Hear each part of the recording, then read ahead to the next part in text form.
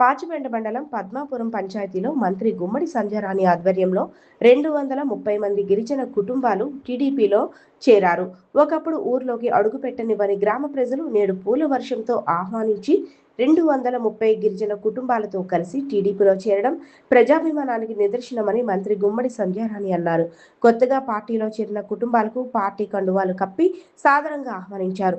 ప్రజలకు సుపరిపాలన అందించడమే టీడీపీ ప్రభుత్వ ప్రధాన లక్ష్యమని, గిరిజనుల సమగ్ర అభివృద్ధి కోసం ప్రత్యేక కార్యాచరణతో ప్రభుత్వం ముందుకు సాగుతుందని వెల్లడించారు.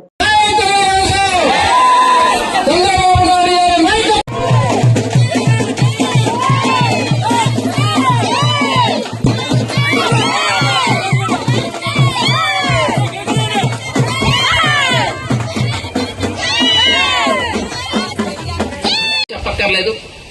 అయితే నేనేమంటానంటే వాళ్ళు 2 సంవత్సరాలు కాముగా ఊరుకొని ఈ రోజు వెన్నుపోటు దినం ఆ దినం అనుకుని ముందుకు వచ్చారు. ఎందుకంటే ఉనికి కాపాడుకోవాలంటే ఏదో ఒక దినం అనుకుని బయటకు రావాలి. అది తద్దినమైనా పర్లేదు. ఎందుకంటే వాళ్ళకి ఏం కావాలి, ఎవరైనా చచ్చిపోతే బయటకు వస్తారు నాయకుడు. వీళ్ళు అలాగే తయారయ్యారు, వస్తారు బయటికి వచ్చి వెన్నుపోటు దినం అనుకుని వాళ్ళు చేస్తారు. ఎవరికి ఎవరు వెన్నుపోటు పొడిచారు ఒకసారి చూడండి, మీరు ఆలోచించండి. ఒకసారి ఆలోచించండి అందరూ. మీరందరూ టీవీ చూస్తారు, చక్కగా మాట్లాడాడు చెప్పండి. ఆయన నాకు తెలియదు అనుకుంటానే చక్కగా మాట్లాడాడు. అంటే ఎవరైనా మాట్లాడగలిగితే చక్కగా మాట్లాడతారు. వాళ్ళ మనసులో బాధ మనకు తెలిస్తేనే నేను ఏమైనా చేయగలుగుతాను. కాబట్టి మనం ఇంతకు పూర్వం ఇప్పటికీ మనకు అదే వ్యత్యాసం. ఇంతకు పూర్వం ఏంటి, మనకు ఐటీడీఏలు ఏమి ఉండేవి కాదు. ఐటీడీకి వెళ్ళలేకపోయేవాళ్ళం. ఇక్కడికి ఎక్కడికి వెళ్ళాలో మీకు ఎవరికీ తెలియదు. ఎక్కడికి వెళ్ళాలన్నా మీకు భయం ఎక్కువ. కాబట్టి అభివృద్ధి ఆగిపోయిందని ఖచ్చితంగా మీ అందరికీ కూడా తెలుసు.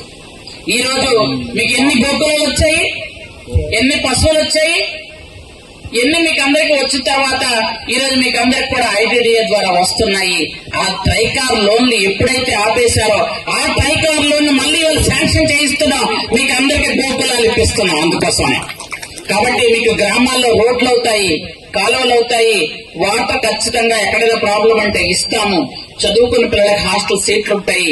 చదువుకోవడానికి హాస్టల్ కూడా మంచి చక్కగా తయారు చేస్తున్నాం. ఎందుకంటే మన గిరిజనులకు కావాల్సింది ఏంటి, విద్య, వైద్యం, రోడ్డు, తాగునీరు, సాగునీరు.